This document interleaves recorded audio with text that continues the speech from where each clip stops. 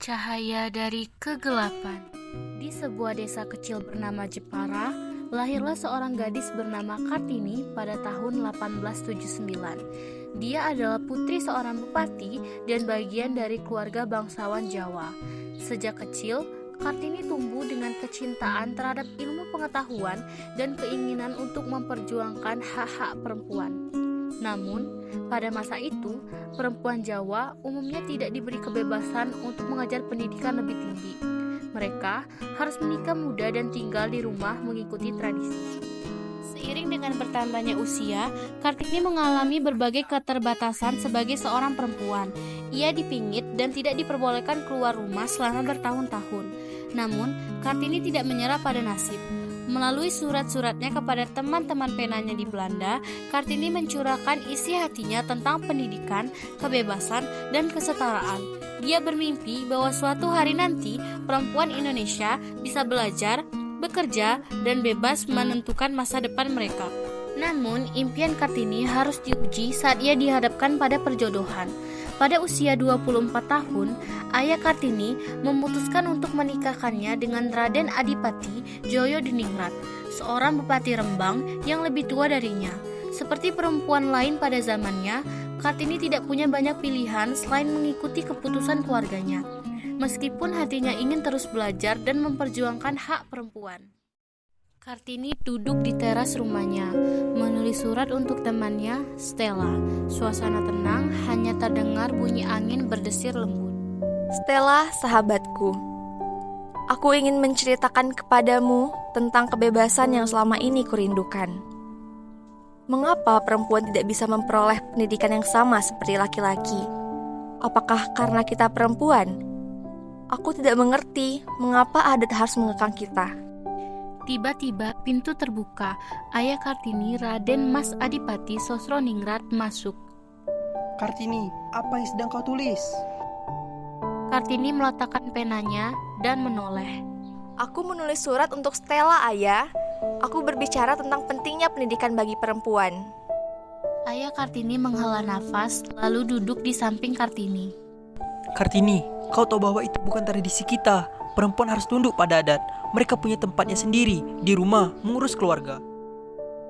Kartini dengan penuh tekad. Ayah, aku paham. Tetapi apakah tidak ada cara lain? Apakah perempuan harus selalu dikekang oleh adat? Aku ingin belajar. Aku ingin membuka sekolah bagi perempuan, agar mereka bisa mandiri, agar mereka bisa berpikir dan berbuat sesuatu yang lebih untuk bangsa ini. Ayah Kartini melihat ke langit, terdiam sejenak. Kartini, kau berbeda. Aku bisa merasakan itu. Mungkin suatu hari, dunia akan berubah. Tapi saat ini, kita harus mengikuti tradisi. Kartini tersenyum lembut. Ayah, aku tidak akan berhenti bermimpi. Suatu saat, perempuan Indonesia akan berdiri setara dengan laki-laki. Dan aku ingin menjadi bagian dari perubahan itu. Beberapa bulan kemudian, di ruang keluarga, Kartini bersama ibunya Ngasira. Suasana hening dan tegang. Ayah Kartini, Raden Mas Adipati Sosroningrat, maksud dengan wajah serius. Kartini, ada sesuatu yang ayah ingin bicarakan denganmu. Sudah tiba saatnya bagimu untuk menikah. Kartini menundukkan kepala, suaranya pelan. Ayah, apakah aku tidak bisa memilih jalanku sendiri? Aku ingin terus belajar. Aku ingin membantu perempuan lain meraih kebebasan. Ayah Kartini menggeleng pelan. Kartini, kau tahu adat kita. Perempuan harus menikah dan menjalankan tugasnya di rumah. Aku sudah memilihkan seorang suami untukmu, Bupati Rembang, Raden Adipati Djoyo-Diningrat. Kartini terdiam, matanya berkaca-kaca. Tapi ayah, dia jauh lebih tua dariku. Aku tidak mencintainya. Apakah ini satu-satunya jalan bagiku? Ibu Kartini menyentuh tangan Kartini dengan lembut. Anakku, kami tahu kau punya impian besar. Namun sebagai anak, kita harus mengikuti keinginan orang tua. Pernikahan adalah takdir setiap perempuan. Kartini mengambil napas dalam, berusaha menahan air mata. Aku mengerti, Ibu. Tapi impianku untuk memperjuangkan hak perempuan.